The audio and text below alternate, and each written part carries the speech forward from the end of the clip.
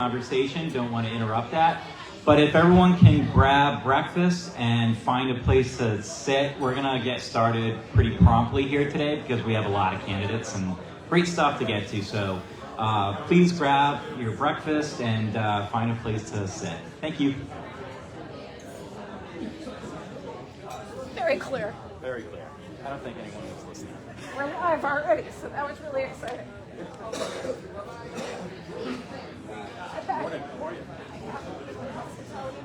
Oh, yes, nice to see you. For doing this. That was my pleasure. Clear.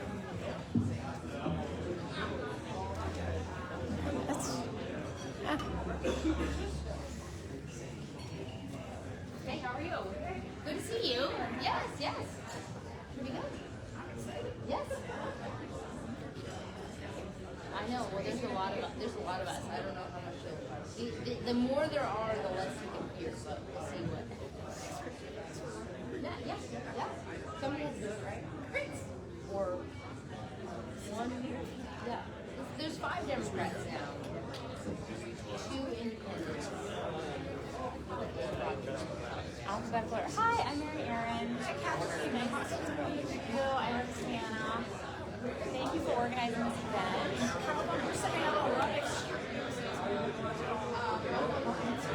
Okay, good. Great.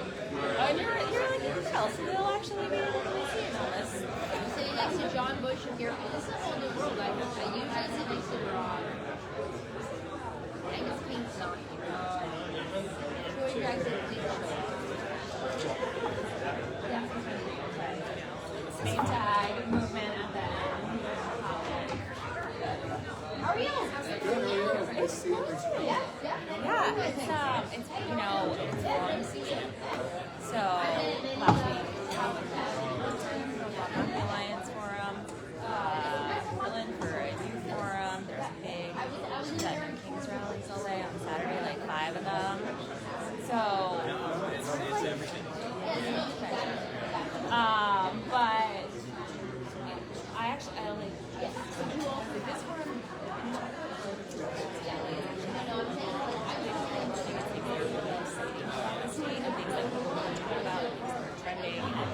It was a lot. Doing this is great. Like it's so. Yeah.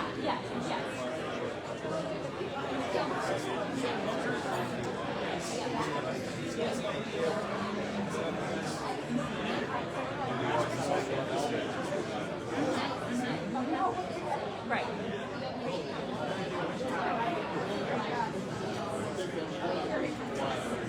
Oh, yeah, no. Or that. I guess that like what 30% was Canada. So I think it's really important to have this event and have a governor represents the state, sets the tone.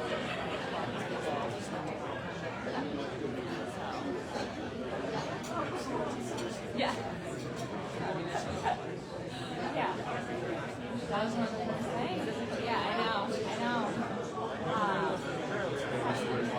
Talking about how she's run a hospitality business. Yeah. Cubo. I have been to the island and I have never stayed at the tables there. Yeah, it's wonderful. Yeah, it's a great it's wonderful. You should take the time to visit the summer. Although there's some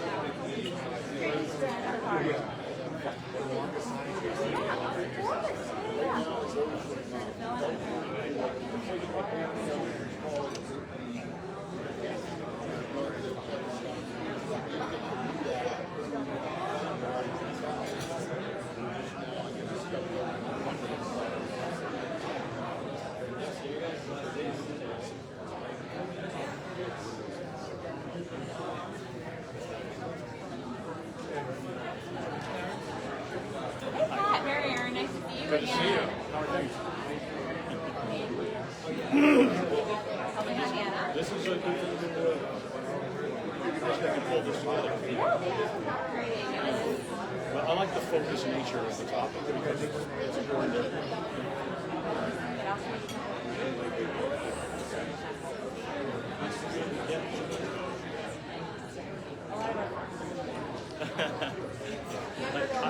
this is one of the days we won't have people yelling at each other. It's Oh, just- I don't know. You're putting a lot of, I don't know. That's true. Yeah. Put a few. No, you're doing a show. Yeah, we do the weekly podcast, but really we get more traction on your analysis for Channel 8, and we do a segment for their Sunday morning total. And so it's been nice. They really like that. I mean, I was retired. But no, That's what I'm like. I was retired. I didn't leave Channel 6 to do it. I was retired and out of it for a while. And Phil and Ethan and I would still get together for lunch and we'd start talking about stuff. And Ethan said, other people might want to hear this. I said, well, okay. And we started just as an audio podcast. The Press Herald was interested. And we did 8 weeks for them, and they couldn't find a way to pay for it. We weren't going to do it for free. So we did the first 8 weeks just to see how it worked. And Ray Richardson actually recorded it. So, and I enjoyed that. I liked the more relaxed thing. But we said, well, we probably did it on TV. Channel 6 wasn't interesting. Right. Yeah, right. So, this would have been different. I understood that. Went to Channel 8, we were really new. So, we've been there for a couple of years. For them. I mean, and I'm sure it's nice for her to stay. I don't have to think about it every day. Which is what everyone loves to do on a podcast. Yeah. Take their time or and evolve the show and have more the conversations that, we're probably having. Well, we do, and it's fun because again, Phil and Ethan are both really plugged in, having been there, and that's the difference. That's why they call it in the arena because they have been there, and so they understand how it works. And it's really great sometimes when you, like State of the Stadium, will be in the studio to do commentary on that while you're waiting. And Janet Mills is usually not on time, so there's a lot of time to kill. But they said, okay, you're in the Senate chamber. What's happening now? It says, well, we're waiting to march in, and all members of the House have to stand and applaud us, which is really great. And we have to get, so there's that silly thing where they announce that, but stuff like that where people. Yeah, and so that gives you something to think, oh, that's what's happening. If you're at home watching, just waiting to hear what the governor says, well, you're getting something that you didn't know before if you don't hang out at the stadium. Which people do not. No, they and they don't. do not know who people are, and they do not know what happened in the state house whatsoever. And that's something I always tell reporters to no one is as plugged into this as we are. So keep that in mind when you're telling a story. You have to put it in perspective about what's happening. I felt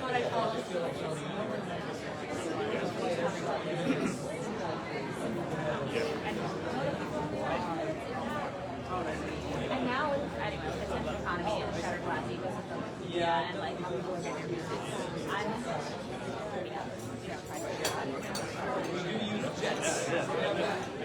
No, I know. That's it. It's exhausting, and I do feel for younger reporters who many times are just doing it by themselves with nobody to bounce ideas off. And that means two heads are always better. And I learned a lot when I was coming from these photographers. And when you're driving 1 hour to get to a story, you kick around how we're going to do this. What's the best way to approach it? And so you learn that and you give it time, as well as being more fun just to have someone. But we also put it on deadline at 6 o'clock. Now there's not, it was funny. Every minute's a deadline. I was talking to Jackie and somebody told me you're just elevator.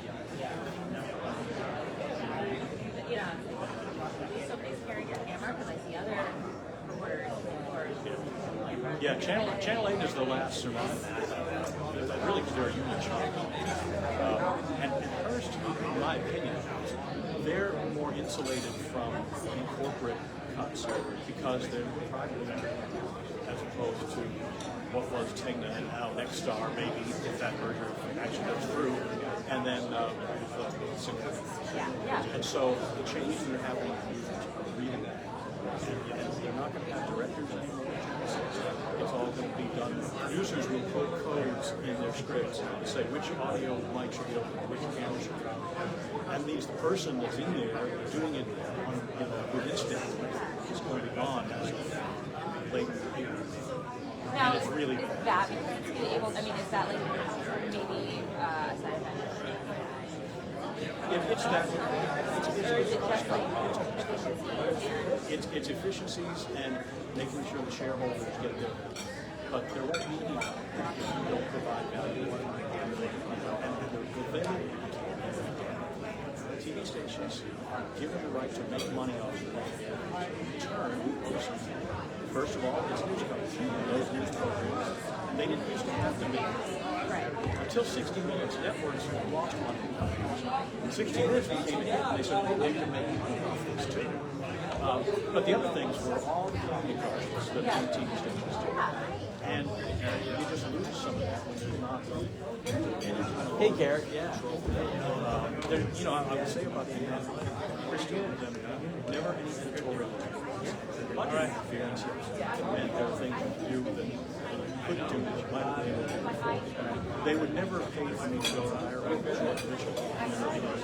You know, when the owners were in the store, you would say, here's why this is valuable. People want to hear about this. And so, yeah, we'll make it up in the next quarter.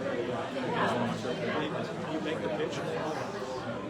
Flash forward, no. Well, just when, after Gannett bought the station, I think in 97, Bill Cohen was Secretary of Defense, and he said to me, if you want to come along on this trip, go to Saudi Arabia and some other countries to see what I did.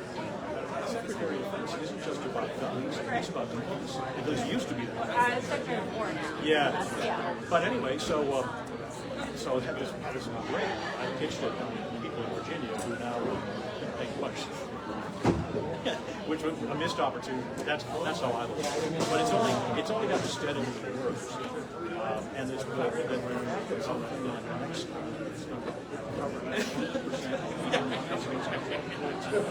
Good morning, everyone. If everyone can please get your breakfast and take a seat, we're going to get started pretty soon. And if we can ask all the candidates to start making their way up to the stage. I think that we have a lot to get to this morning, so we're hoping to start right on time. So again, please grab some food and take your seat, and if candidates can start to make their way up to the stage. Thanks. Yes. I don't know. I've got a will have. That'll be fine. Yeah.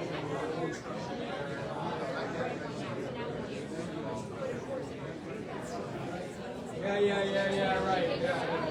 Where does it go? How does it count? Show it to me.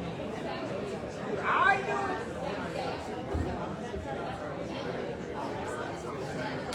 Thank you. But it's good because then it should be fun. I want to behave for the last year or something.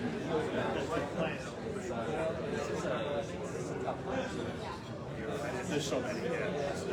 I've been through these cycles before. Just logistically. I mean, I won't even be able to see them. It's good that I've got a list of who's sitting right there. So I can know who's names. And I honestly don't know. Yeah, you can start. I don't know if you want to be first. Yeah, we'll let you sneak out very quietly.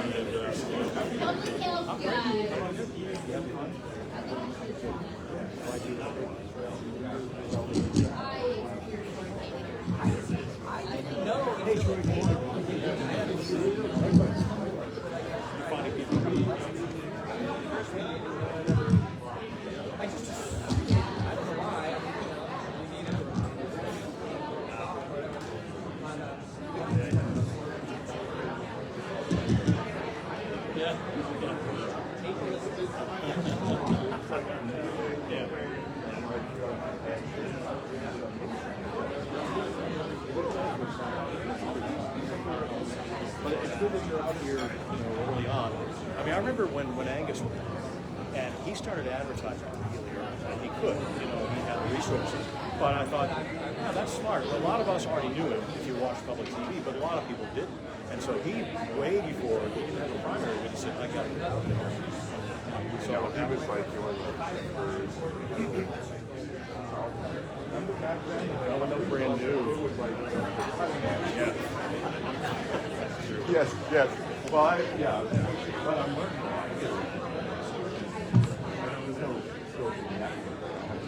I'm saying it can't be fun making the money cost.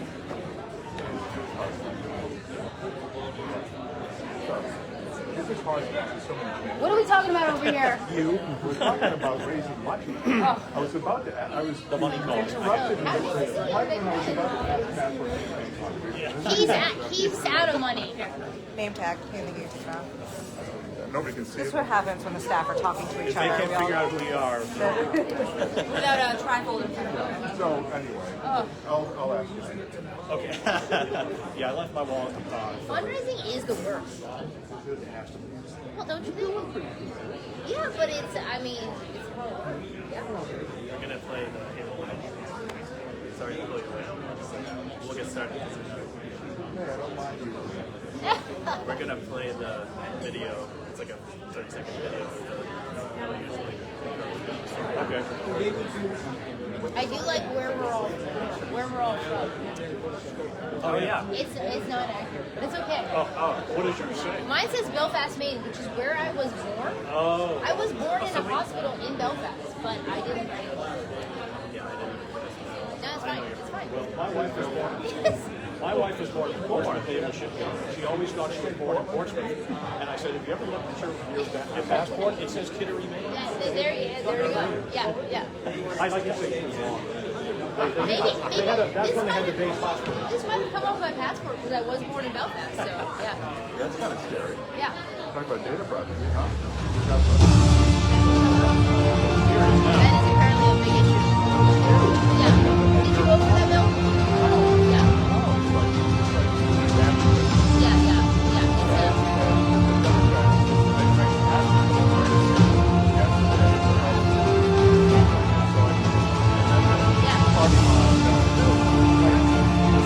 think the governor likes that number.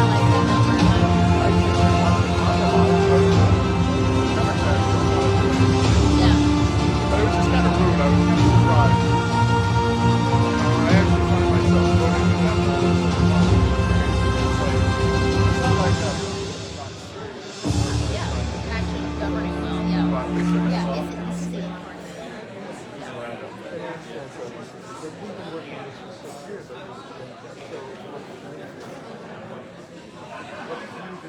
Why did you put the amendment on the Yeah. floor? Yeah, yeah, yeah.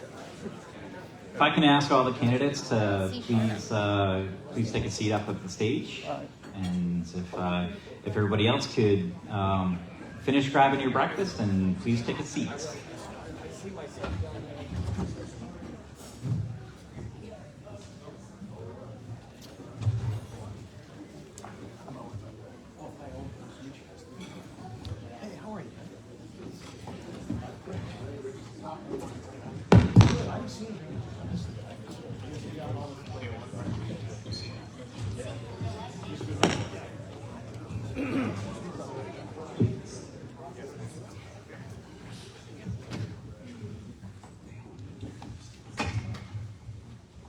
It's a lot of them.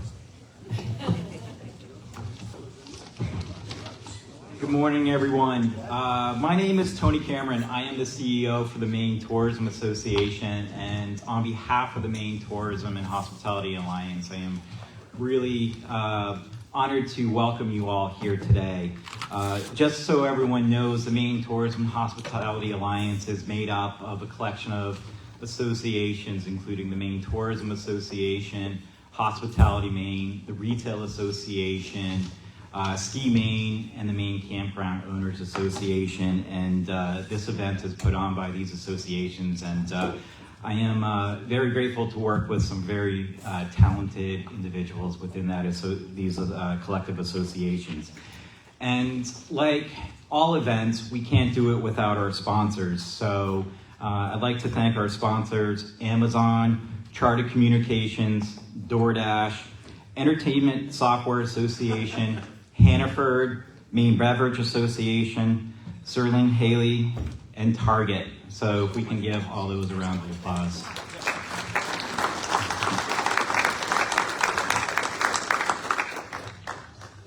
Once again, we appreciate you taking the time to join us, and we really especially glad to see so many leaders from across Maine's tourism, hospitality, retail, and business communities in the room. Tourism is Maine's largest industry. It supports nearly 110,000 jobs across the state, drives more than $9 billion in direct spending every year, and plays a role in nearly every local economy, from our coastal communities to our inland towns. What happens in this industry has a direct impact on Maine's workforce, small businesses, and overall economic health. That's why today is important. You're here to hear directly from the candidates for governor and how they view the issues shaping our industry and the broader economy. We're grateful to each of the candidates for being here and for taking the time to take part in this conversation. I'll keep my remarks brief so we can focus on the time when hearing from the candidates. You'll notice a QR code on the table near you. If you scan the code on your phone, you'll be able to see additional information from the candidates and responses to questions we've asked them ahead of time. Before we begin, I want to introduce and thank our moderator, Pat Callahan, a longtime Maine news anchor and widely respected voice in our state. After decades of being a trusted voice in Maine's politics, Pat retired in 2022. He has graciously stepped in to moderate this discussion, and we're fortunate to have him here, guiding this conversation. With that, I'd like to welcome Pat to the stage.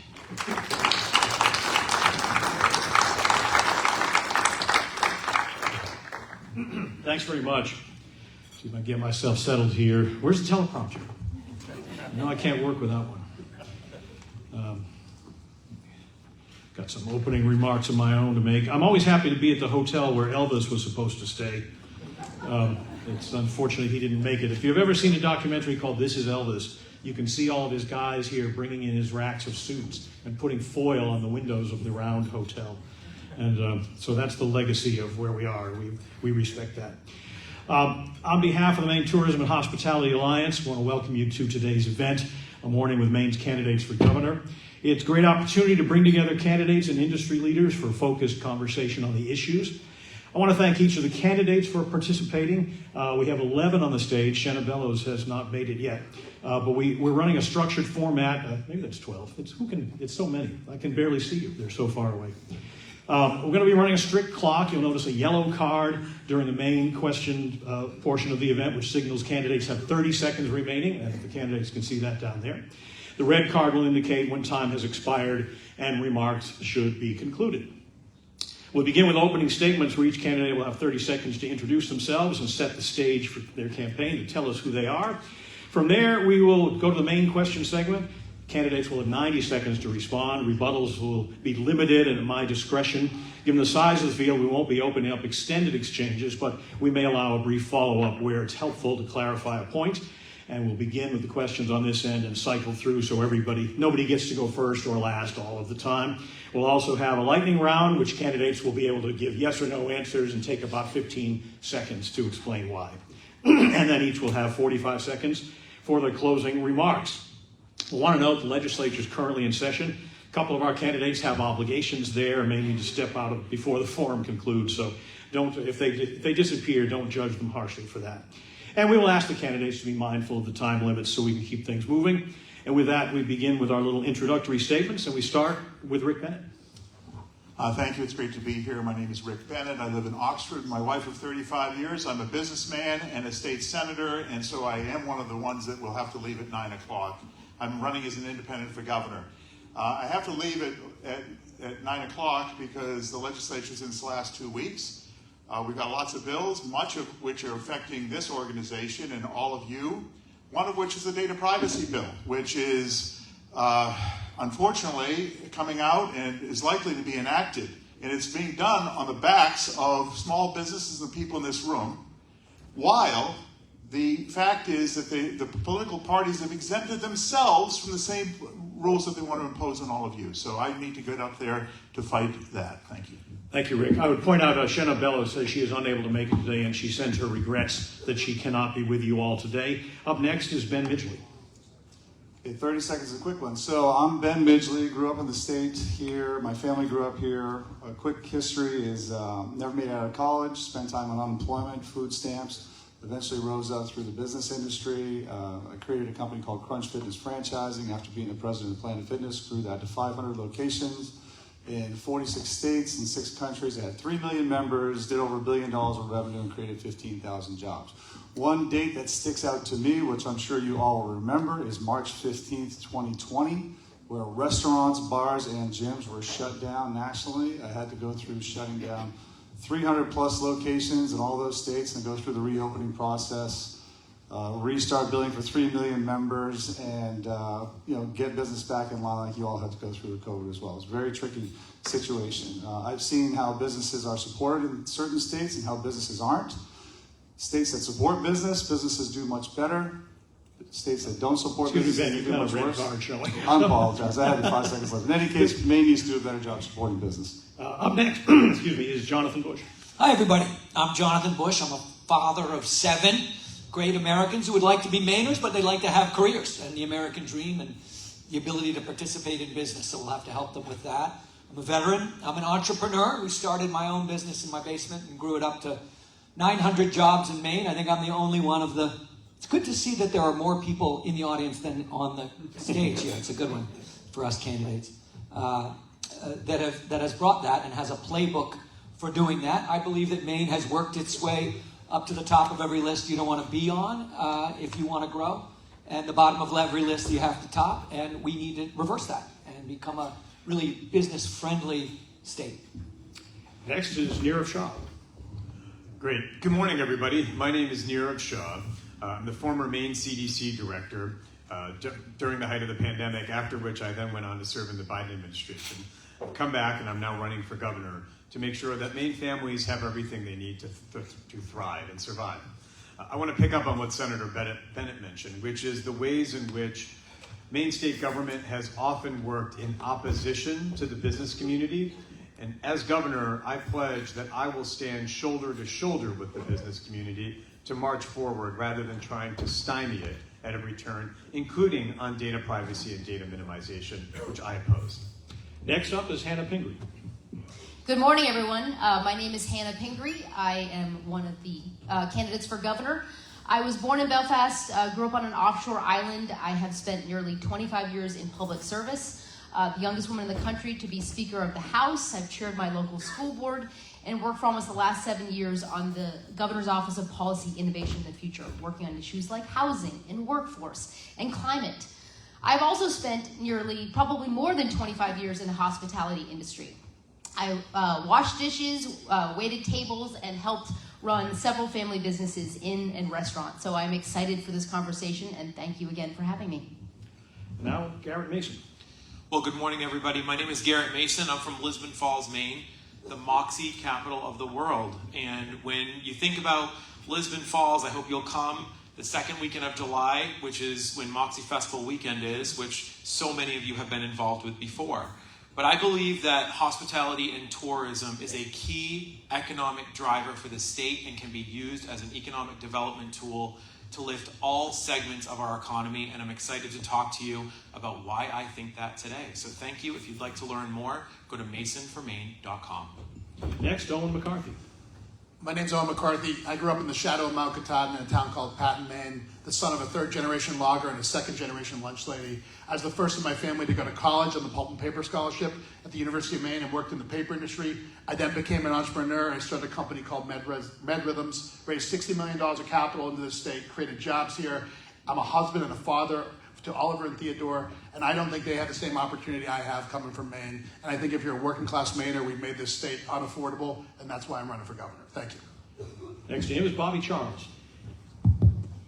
So I'm Bobby Charles. I grew up in a small town of 500, Wayne.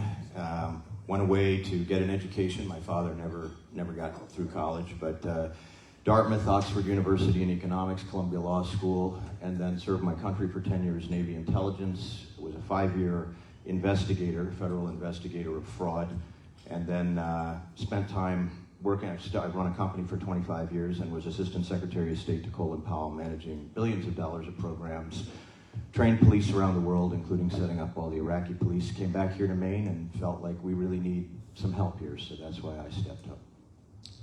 Next is Ed Crockett. Hey, good morning, everyone. Ed Crockett. I'm running for governor as an independent. I've served the last 8 years in the Maine legislature, in the House. And I look forward to getting back up to Augusta as soon as this is over. I'm a lifelong Mainer, lifelong Portlander. I've spent my whole career, which is 45 years now, in the food and beverage industry. This industry is near and dear to me, and my intention is to support it every step of the way. Next is David Jones. How you doing? My name is David Jones. I'm running to be governor of the state of Maine. I'm married. I have to my wife Nancy, 40 years. I have 6 children, 8 grandchildren. We all live here in Maine, and I was raised by a waitress, a bartender. So I've been around the hospitality industry my entire life, whether I wanted to or not. I own F.O. Bailey Real Estate. It's Maine's oldest continuous running company. I've sold many tracts of land here along Maine Wall Road. My client owns probably most of the hotels along this way. Pretty well versed in the industry, and I'm going to do everything I can to make sure that the #1 business here in the state of Maine is absolutely supported by the governor. And finally, Troy Jackson. Good morning, everyone. My name is Troy Jackson. I live in Allagash. I'm a 5th-generation logger, and I know for a fact that the government doesn't do enough for tourism. We don't put enough money into tourism. And the next governor, whoever it is, needs to be someone that promotes it a lot more. I've seen in my time, we've tried to put money into the Snowmobile Fund, we've tried to put money in ATV, we've tried to put more money into the Tourism Fund, and it's been stymied time and time again. I know that tourism is our biggest attraction, puts more money in the economy than anything. And we have to do that in the future because it is something that's very important and it's probably the biggest attraction. And the next governor has to make sure that they're out there stumping, being a cheerleader every day of the week because it's probably the biggest thing that we can do to promote more economic opportunity in the state. Thank you all. We're going to begin with our questions now, and a reminder, you'll have 90 seconds to answer each of these questions, and keep an eye on the yellow and red cards. The yellow means 30 seconds, and red is to wrap up. So to begin, tax competitiveness. Maine's tourism industry supports more than 116,000 jobs and welcomes more than 15 million visitors each year. The state's current tax rates that mostly directly hit visitor industries are 8% on prepared food, 9% on lodging, 5.5% on general sales. Separately, Maine's overall state and local tax burden ranks high nationally, and businesses are also watching debates over property tax-related programs. Our question is this. When the state has proposed lowering the state budget or increasing taxes, lawmakers have looked to changes in the meals and lodging tax, sales tax, or income taxes to make a desired budget work. What is your tax strategy to keep Maine competitive for visitors and businesses while maintaining year-round affordability? And we'll begin with Ben Midgley. Yeah, Maine is one of the highest tax states in the country with one of the lowest average incomes. It's one of our big disadvantages, and certainly on the corporate tax side right now it's 8.95%. There's legislation in place to raise that. The taxes that the hospitality industry has to pay also support the, I believe it's the Maine Tourism Association, and that's supposed to use that money, at least 5% of that money, to market to drive more tourism into the state. The promotion could be increased and should be increased as volume has been down the last few years, so we want to make sure there's more money dedicated to that. You need all the help you can get to get more folks into the state. Structurally, the state right now has a number of challenges with the tax system. We are in a state where we're not supporting the economic growth of businesses. We have 0 jobs forecasted, or job growth through 2029, that's the economic forecast.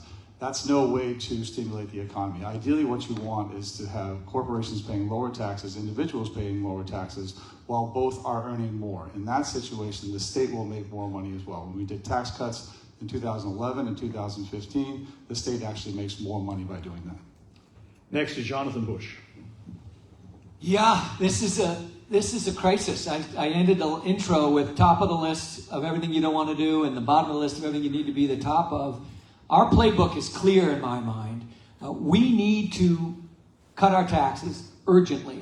The Betty is an example of, people in business passing a straw around as the waters kind of creep over their head to survive, as opposed to actually having a base environment that is affordable, where the base tax load is low. Ben pointed out, 5th highest tax load in the country for the 5th poorest state in the country is an unsustainable norm. And so we need to cut our taxes by $1 billion across the board, not a little group of lobbyists doing a little group of things for a little group of people, but across the board, $1 billion, $2,000 per Maine family, as well as businesses. The second thing we need to do is audit how we got here. We have doubled the size of the state budget during one administration. That is an astonishing accomplishment. I don't know how they were able to pull that off, but it must be rolled back. So an audit of every function in Augusta and a prune back of every program. Narrow the focus, automate what's left, and then move the rest of the work into the open economy. Once we've done that, once we've focused and we've pruned back, beat back the bloat in Augusta, we can then begin to bring economy back into the places where Augusta was crowding us out. In healthcare and in numerous other sectors, badly run state bureaucracies are crowding out well-run, beautiful businesses that deliver care and other services more cheaply. In retail, we have this, and in tourism, every other place, if we beat back Augusta and make space for our economy, it will be filled. Thank you, Jonathan. Nirav Shah. Great. Thank you for this question. I too find that Maine's tax burden is incredibly and unsustainably high. We all feel it when whether we have to pay our property taxes, income taxes, or the other taxes we see on any bill anytime we go out. And so I too would like to find ways to lower Maine's overall tax burden. That said, right now, Mainers are also struggling. 1 in every 5 kids in Maine doesn't have enough to eat. Healthcare in Maine is crumbling. Women in rural Maine can't find themselves to a birthing center so they can actually have and start a family. And so right now, my priority is making sure that Maine families have what they need. To the extent we think about tax cuts in the long term, I would like to do so, but we also then have to couple that discussion with what parts of our budget we are going to cut. And right now, the needs that we have, because of how many Maine families are struggling, are quite significant. So my view is then the question is, how do we actually generate the revenue that the state of Maine needs to take care of families in need? And for me, that revenue generation will only come from growth in the long term. Attracting more folks to come to Maine, attracting additional businesses to come to Maine. Maine is hot, and a lot of folks want to move here. But in addition to improving the tax climate, there's a lot we can do to improve the overall business climate of Maine. We've already referenced, for example, the data privacy bill. Business exemptions are another one. There are a number of other ways that we can improve the overall business climate and grow our economy, and thus grow our tax revenues. Hannah Pingree. As I travel around the state of Maine, I do hear a lot, especially about property taxes right now. And people also want a positive business environment in which it is easier to start and run a business. I do think some of it comes back to taxation. I absolutely think that people need property tax relief right now. And I'm a supporter of progressive taxation. I actually think that moderate and low-income Mainers are paying too much of their income in taxes right now. But when I travel around, and I'm sure that many of you in this room would agree, the issues I hear the most about, especially from businesses, are workforce. And they talk about the issue of housing and childcare. They cannot find enough workers. And I don't disagree with Nirav. Our number one focus needs to be growing the economy. As the oldest state in the country, we need to be a state that is welcoming to young people, that is encouraging more people to move here. And what do we need to do? We need to have a lot more housing that young people can afford. I grew up in an offshore island where young people cannot afford to buy a house. Our boatyard, our school can't find workers because there's nowhere to rent. That's the case in nearly every community in Maine right now. So investing in the housing and the child care that allows workers to settle where we have so many jobs going unfilled, that needs to be the top priority of the next governor. Garrett Mason. Well, thank you so much for the question, Pat. I think that, when I look back on my time in the legislature from 2010 to 2018, I think one of the greatest things that we did was we removed 70,000 low-income tax filers off the tax rolls completely. We reduced Maine's income tax in both 2011 and 2015, and what that did was it grew the economy. And because of that, it was able to grow businesses like yours all across the state. I think so much of what we have to do is not only create more jobs, but invest in the people who are already here so that they can grow, and that means that less taxation across the board. So I am firmly for lowering tax rates, not only for individuals, but for corporations. And the best way that we can do that is to cut the state budget. The state budget has grown almost by double since 2018. That is completely unsustainable and not anything that we can continue to accept. I think the other issues that will help in this election, all of these businesses and organizations that you all represent, are the same issues that are affecting everyday Mainers. The affordability crisis is real. Housing is too expensive.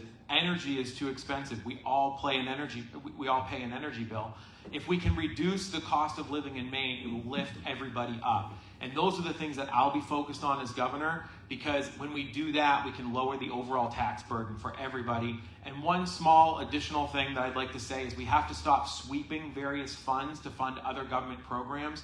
You guys pay the taxes that you charge, are required to charge by the state. You have to make sure that those monies stay in the tourism fund, because that's how you grow your businesses. Thank you, Garrett. Owen McCarthy. So I have an Uncle Thump, and a couple weeks ago, my friend Jonathan Bush quoted my Uncle Thump. So I've been waiting to quote his Uncle George Bush and say no new taxes. I released a plan, Maine 2040, which is built to lead again, all betting on opportunity, affordability, and discipline in how we run the government. It's on my website, it's 70 pages. In that, I make the case, like we both need to fix the fundamentals on how the government operates, and we need to bet on our strengths. In fixing the fundamentals, it calls for a 10% income tax cut immediately, and to phase it out over the 8 years of the administration. And I know this has been talked about before in the past, but why it is imperative now is because of the growth of remote work out there. There's 8 states with no income tax. There's soon to be 11, and we're in an arms race, and we're not going to attract people in if we're not competitive from a taxation perspective. We also need to freeze property taxes on seniors and comply on the federal tax regulations, no tax on tips and no tax on overtimes. To do that, we need to be disciplined, which is another chapter in the book about how we run the government. So thank you. Bobby Charles. So I think tax cuts are obviously central. Property taxes are the #1 item, and I would say income tax cuts are the #2 item.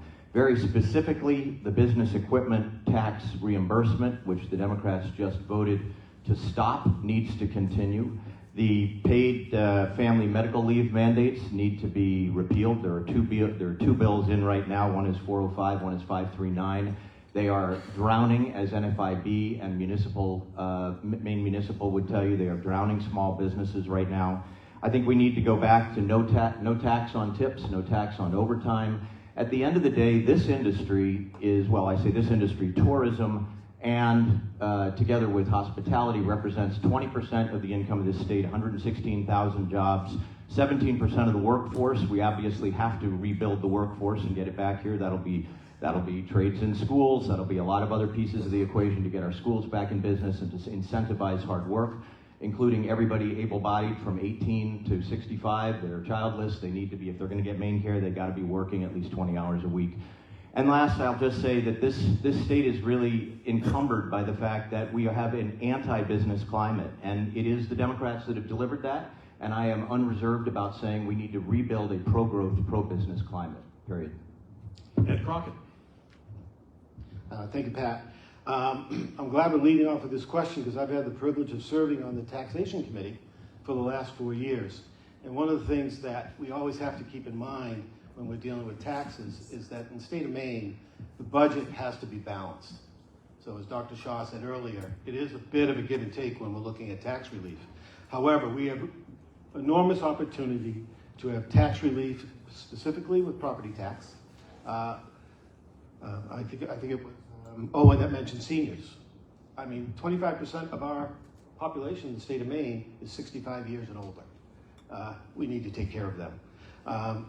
Income tax fairness. There is a bill, LD 229, that is currently on the legislature. It was also in the legislature in 131st 2 years ago. It's a revenue neutral income tax adjusting the brackets. It's a good bill.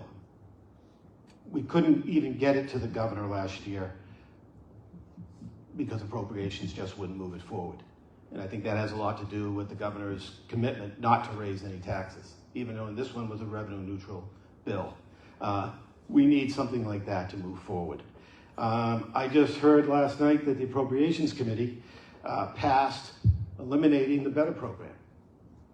That is absolutely a horrible idea.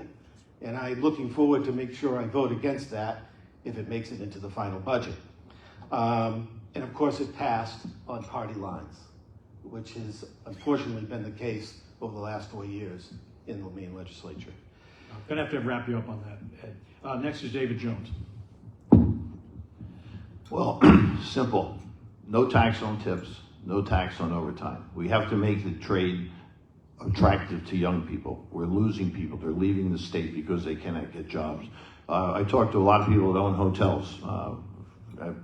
I hear all the time, workforce housing. I can't keep people. People don't have any place to stay.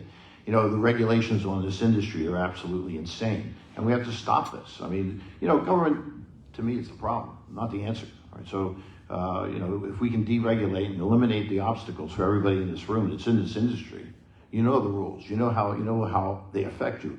These rules cost money. These regulations cost you money. And if we don't get to the point where it makes sense, you know, for the people, the young people to stay, you know, we have to really look at our Maine Care program. We've got 400,000 people in the state of Maine. That's almost 1/3 of our population on Maine Care. Why don't we do workfare for welfare? Why can't these people work? If they're able-bodied, able-minded, you know, the first thing I want to do as governor is make sure we have everyone that's on Maine Care reapply.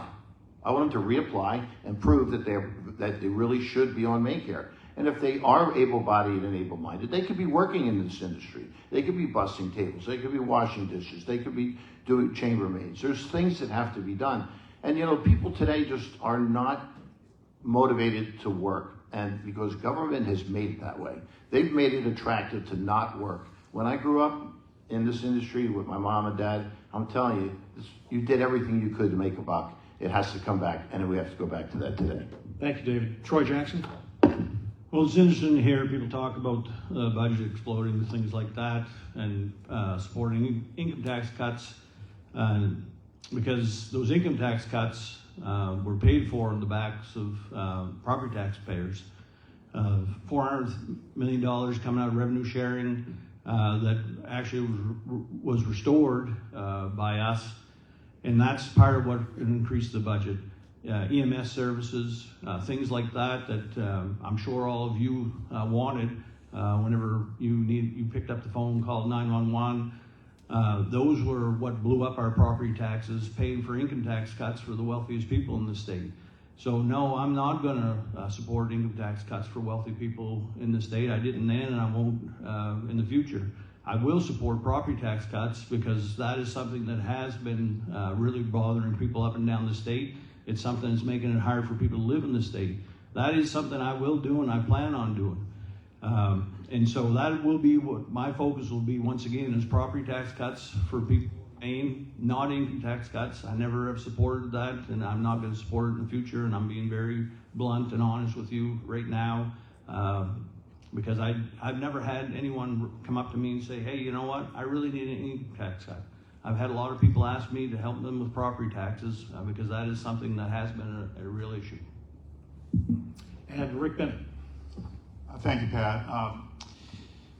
I think the question of tax equity is a real one. We've had the same system basically in place for decades now, and it's had people try to nibble around the edges, but it hasn't had a comprehensive review on that. And I will, as governor, turn to that. But first, before we talk about tax equity, I think we need to realize that our state has a staggeringly bad fiscal management problem. We have audits that are going unaddressed. We have no-bid contracts rife throughout state government. And we've had no actual review of the current services portion of the budget, which is in excess of 90% of the budget over the last 5 years. People wonder why our spending's gone up 65% in 5 years. One, the governor hasn't done a thorough review. Secondly, there hasn't been a public hearing on 90% plus of the state budget in 5 years. Why? Because of partisan failure. Because the Democrats and the Republicans can't get along. The Democrats have to pass a budget. They're the majority. The Republicans have, over the last few years, wanted to vote no. They want the option of that. What does that mean? It means that nothing happens. And we end up with outrageous amounts of spending. We need to dig in to the budget, look at the spending side first, and then we can responsibly address the taxes. Thank you all. Let's get to our next question. In recent years, Maine has adopted a number of new statewide programs and regulatory requirements affecting employers, from paid family and medical leave and earned paid leave to extended stewardship for packaging and food waste programs. Our question, as governor, how will you approach the overall volume and scope of new mandates on Maine businesses, and how would you evaluate the cumulative impact of existing requirements on small and seasonal employers as they operate day to day? And we'll start this round with Jonathan Bush. Those are wonderful examples of the bloat that we call it the Augusta virus. You actually have to stay more than 6 feet away to keep from getting the Augusta virus. This is a state that has added program after program after program. We've netted 3,337 new laws added to our rolls during this administration. You mentioned several agencies. Most of everything you just mentioned is something that is regularly provided for in the free market, but instead the state decided to raise its elbows and say, no, I'm going to deliver it. I'm going to make everyone play my game, because I don't know, is it because they think they're so good at it? Because it currently costs about $77,000 to add one dentist to the Medicaid rolls. So they're not exactly the sharpest knife in the drawer when they do deliver things, and they've crowded out the regular market for social services, and as a result, we are now chasing an average of 6 to 8 businesses across the border just to New Hampshire. Just net shift of businesses out of Maine to New Hampshire every month. Each one of these benefits, each one of these quote-unquote benefits, these outrageous, hubristic encroachments on the dignity and identity of the businesses and citizens of Maine, is chasing yet another pocket of opportunity for people to not need social services, because they can rise, because they can own, because they can be proud. We are sapping pride, ownership out of Mainers with our arrogant idea that we can do things better through the state than the market can do, and it's embarrassing. Nirav Shah. Well,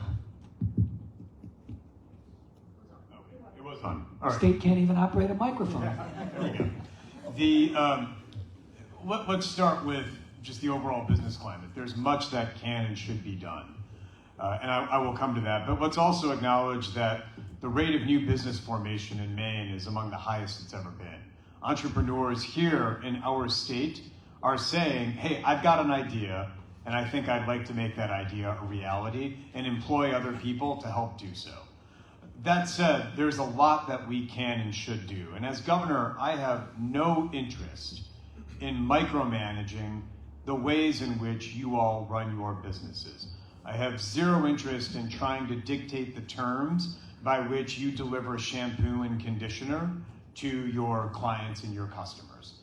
If there is a demand for shampoo in a particular size bottle versus another size container, then I assume your market research will figure out the best way to do so. So I have no interest as governor in getting into the weeds.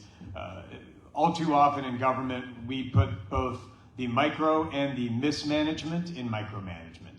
And what I have learned in government is that where we can excel and what government should really focus on is what I've already outlined, making sure that struggling families have what they need, whether it's food, heating oil assistance, or health care. In me, what you will find is a governor that will listen to you, that will address your concerns, and stand shoulder to shoulder in partnership rather than in opposition. The fault that I see in Augusta is that it has not listened to the concerns of the business community. The data privacy bill is evidence enough of that. Anna Pingree. I think you're all in this room and you run businesses in Maine because Maine is a great state, and we should be a better state in which you can start a small business. We actually have seen economic growth, faster economic growth in Maine than other New England states until President Trump took office. We're a state in which a lot of small businesses start. But I will recognize and probably agree with many people in this room that it is too hard to run a small business. I run a family restaurant, an inn, and to get a liquor license and submit your taxes online, you have to work with 3 different websites and 3 different state agencies, and it should be much simpler. We should be a great state to start and run a business, and the next governor can do a whole lot about that.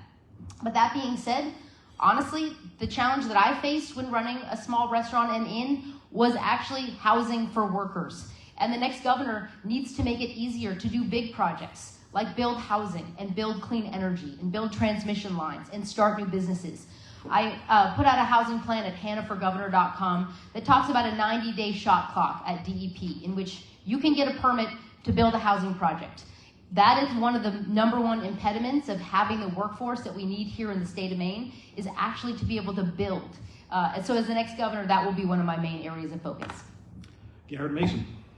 Thank you. And I'm so glad you mentioned some of these programs, because I think 4 of these programs, specifically extended producer responsibility, paid family medical leave, PFAS in products, and data privacy, are some of the worst things that have come out of Augusta in the past 8 years. Let's talk about EPR. EPR was a program that is meant to reduce waste in the stream, but what we have done is exempted virtually everybody and everything, so it's just a virtue signaling program for trash. Paid family medical leave, we had people who were offering programs at their places of work that were not exempted by the government, and then had to go in and pay that tax for a year while the government figured out if that program was good enough or not, when they were already offering it. PFAS in products. For those who own hotels, I hope you don't have a coffee maker, because that's considered cookware, and you're not going to be able to have that or buy new ones in the state of Maine anymore. And data privacy, my goodness, exempting politicians and keeping all of you under its wraps, absolute joke. All 4 of these programs have been instituted within the past 8 years, and all of them have hurt you. If I become governor, all of them will go. They will be in the first budget to repeal them. Owen McCarthy. So in December 2024, the Maine Jobs Council released a report that said Maine was 50th in the country for new business starts. We need to turn that around. As I think about regulation, in my plan, we talk about for every 1 rule that's proposed, we're going to cut 2. And why do I say that? Because there's 135,000 businesses in the state, and there's 135,000 rules and regulations. So you each get 1 of them. And so we need to cut that. We also have proposed a red tape reduction commission that's going to come out and look for even more cuts. We're going to lean into what's going on with technology to make government more efficient. There's a lot happening with AI for how we can operate, and the world is changing around us, and we can use the tools for our betterment. When it comes to programs like paid family medical leave, I think we need to get back to the drawing board on that one. New Hampshire has a nice voluntary program. There's also the scope of the reasons why you can take the time off is way too large, and there needs to be a grace period, so someone that's coming out of high school that works immediately can't take the summer off for 12 weeks and get paid. And so we need to get back to the drawing board on that one. Bobby Charles. So I think that the elephant in the room is the 77% increase in the budget in the last 10 years.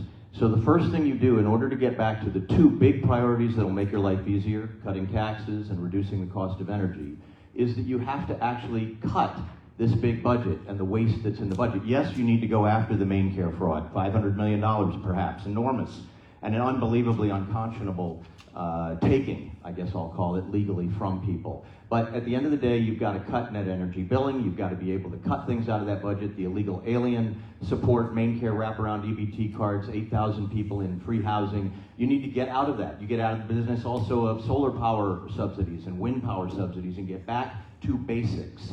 This 99% of the people in this state, 99% of the businesses in this state are small businesses. I have run a small business. I know what it means for 25 years. I know what it means to take out a HELOC loan, to keep it going and not tell your employees. I know how tough it is. At the end of the day, I have a plan to get energy costs down by 40%. You can go look at it. I want to cut property taxes dramatically. Interestingly, Hannah talks about housing costs. The reason that the median income for those under the age of 35 is $200 a month below median rental is property taxes. So if we can get property taxes down by rolling back 300 Democrat mandates and we can get energy costs down, life will become a lot better. Ed Crockett. Yeah, thank you, Pat. First, I want to give a little glimmer of hope. Data privacy is not done yet. We are working very actively behind the scenes right now because final enactment hasn't come to make this bill much more business friendly. Unfortunately, the legislature does not understand or seemingly respect the business community. And sadly, that falls on the majority party since we've been operating under a majority budget for the last 6 years, and it really means majority rules. Paid family medical leave is the perfect example. We need a paid family medical leave law. But it was introduced incredibly one-sided and unfairly, taking and taxing both employers and employees to build up the fund to support it, and it hasn't even been rolled out yet. Now we're looking at a proposal in the legislature where we're going to give $219 million for $300 checks, taking it out of the rainy day fund. My suggestion 2 years ago is why don't we use some of that rainy day money and build the paid family medical leave bucket so that we could have started the program immediately. And David, if you would, I'm going to go out of order here because Rick Bennett has to leave. I'd like to let him weigh in on this question. Thank you, Pat. I appreciate the courtesy to my fellow panelists here. I'm going to answer this question very simply. I think it was, what would I do as governor? And the first thing I would do is listen. And I would do it in an organized fashion. You know, years ago, before I served in public office, I was president of the Senate when we had a tied Senate, and then I got out and I ran businesses and helped my wife raise our 2 beautiful kids. But, you know, Angus King was governor, and he was an independent governor, our last independent governor, and he did something which I will replicate, which is having regular quarterly meetings with CEOs of businesses across this state.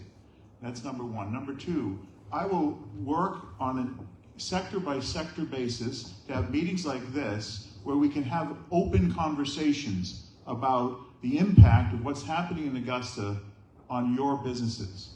What are the pressure points? What are the issues as they're emerging? What works, what doesn't work? Overarching all of it will be just common sense. We need common sense regulation, not, as you're hearing somewhat today, partisan approaches to solving issues. We need inclusivity. And that's, I just want to say, you know, I'm running for governor because we need a different kind of leadership. A leadership that's grounded in inclusivity and integrity, not ideology. And I'm running as an independent because Maine's next chapter should not be dictated by party bosses in Washington, D.C., or special interests dumping billions of dollars into our elections. So, as your governor, I will listen first and foremost, and I look forward to the conversation. Thank you, Rick. Next, David Jones. Well, the answer to this problem is we need to elect a Republican governor here in the state of Maine. And we have to make sure we have a majority in the House and the Senate. You know, we have to be a business-friendly state. The idea that these Democrats are talking about lowering taxes when they're the ones that have increased them over year after year after year. They've come up with ridiculously crazy ideas of taxing us. They were talking about taxing ambulance rides, prescriptions, everything under the sun, streaming. I mean, you just look at it. And so there's people up at this table who have been part of that. I'm not part of that. I started my company, I was 17 years old. I've been self-employed my entire life. I've fought with all these regulations we have here. We have 135,000 regulations in the state of Maine. That's oppression. You know, government is definitely the problem we have here in the state. And the Democrats, I'm sorry, you know, I have Democrat friends, but we definitely don't agree when it comes to business. Businesses, we are entrepreneurs. Americans are entrepreneurs. We fight for our existence. What are we fighting against? Government. Every single time we try to do something, there's another rule, another application, another hurdle for us to jump. If we don't get a Republican governor, Republican House, Republican Senate, I'm sorry, we're going to have serious problems. And just think about that. We're saying that what they've been doing to us for the past 50 years is right. I'm sorry. I'm running because I want to make the changes that need to be made for businesses here in the state of Maine. Troy Jackson. Well, we've certainly seen how the state of Maine runs under a Republican governor, and certainly all of you under Republican tariffs and tourism certainly took a big hit under the current Republican president. And we don't need any more of that. And I would say, you know, to Hannah's benefit, the last time that the budget actually went down, I think the only time it went down was under her leadership as Speaker of the House in the 124th legislature. And that is a fact, that the budget actually went down when she was Speaker and I was in the Senate. So Democrats do the right things when they have to. We had to increase the budget because of the starvation under the LePage years, the revenue sharing and things like that was cut. So I'm just not going to sit here and listen to people talk about that. I mean, there's times that services have to be paid for, and that's just the simple fact of the matter. And you know, we have things that I agree with. I'm not a fan of a lot of things the governor has done. I think that the Department of Labor should not be running the paid family medical leave. I actually think UNUM should be doing it. I think they could do a lot better job to run that program. The PFAS, you know, there's issues there too, extended packaging, but you know, other states are doing this also, and it's something that the state of Maine has to grapple with. And do we need to, you know, tighten it up? Absolutely. And that's what I think the next governor has to do, is have not a top-down approach like this governor. I've worked with all of you. I mean, Sure, I'm going to have to cut you off on that. I appreciate it. And finally, Ben Mitchell. Quick, tough one to do in a minute and a half. So I visited over 50 different industries in the state of Maine, and the economic forecast, like I said earlier, shows no job growth through 29. That's not because Maine supports business. You have to try to do that badly. Honestly, the issues are not just regulations, it's taxes, it's costs. Electricity, for example, does not have to be that high. And we're working against our welfare system. And I haven't advocated to cut the benefit system. I've advocated to give folks a bridge to get employment and keep their benefits on the way up until they don't need it. That's why we're 4% lower in labor force participation rate. You can't lock people in that. As far as the industry goes, you just have to sit down with industry leaders and review what are the choke points that they are feeling from a regulation standpoint, and then separately, where are the opportunities to support them? One of the industries I met with was in the agricultural space. Great Maine farming family, which, by the way, our farmers need much more support, as do all our legacy industries. And I asked them, what's better about doing business in Florida, because they had locations there in Maine, and they listed 9 things right off the top. And like I said earlier, I've run businesses in 46 states. Clearly, when businesses support business, those states do better. People do better. So we just need to get behind pro-business policies, which will not hurt the average worker. It will help them make more money and take better care of themselves and their family as well. And then we can get Maine on the right path going forward. Thank you all. Our next question is about energy costs and infrastructure reliability. Energy and utility costs remain a significant and growing expense for businesses, with Maine consistently ranking among the highest cost states for electricity, particularly in rural and seasonal areas where infrastructure constraints can also affect reliability and expansion. Our question, what specific steps would you take as governor to address energy costs, particularly in tourism-dependent regions of the state? And we begin this round with Nirav Shah. Great. Thanks, Pat. I think every family and every business in Maine is grappling with an ever-increasing electricity and energy bill. Certainly our family is, and I've heard from scores of other families and businesses across the state that get sticker shock every time their bill comes in every month. As you all know, Maine pays some of the highest rates in the country for electricity and has had some of the highest increases just over the past 5 years. None of this is acceptable. To me, I start this conversation with thinking about how we need to rein CMP in. CMP gets paid on a capital expenditure basis. They spend more money and they make more money. They don't get paid based on, I don't know, how well the grid is actually doing. And I met with CMP not long ago and I asked them, how could it be that Maine has the worst performing grid in the country? And they said, well, we have a lot of trees. New Hampshire and Vermont have a lot of trees. Well, it's really cold here. Well, you know, Montana and North Dakota are pretty cold. Somehow or other, Maine is at the bottom of reliability. We need to change the way that CMP is reimbursed and paid. Rather than paying them just based on how much money they spend, we should actually pay them based on the way you would pay any vendor, which is based on their performance. Once we put that set of incentives in place, they will have an incentive to make sure they are delivering on the promise they make and actually start lowering the rates. Now, there's more that we can do. We also need to make sure we are decoupling our reliance on fossil fuels. Right now, the other reason Maine is paying so much is because we rely on spot prices for natural gas and ultimately oil. Nero, which we're going to have jacks to up. cut you off at that point. Hannah Pingree is next. Many small businesses are struggling with the cost of energy, and I actually agree entirely with Nirav sitting next to me that it has to be about our utilities being paid for performance. I actually helped over the last couple of years with the huge recovery after the 23 and 24 storms. And we did a public meeting down in Washington County, and Washington County actually has the worst reliability of any place in the country, and that's in Versant territory. So there's much more that needs to be done to rein in CMP to cap the cost of capital that they are now getting huge rates of return on the backs of ratepayers.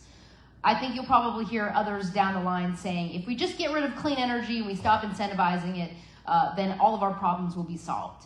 But the two biggest drivers of the cost of energy in the state of Maine are the price of natural gas and storm recovery costs. So actually investing in the reliability of our grid, investing in clean energy that produces jobs in Maine at a lower rate, we need to ensure we are getting low-cost clean energy. It will long-term make our grid more sustainable, produce good-paying jobs, and bring down the cost of energy.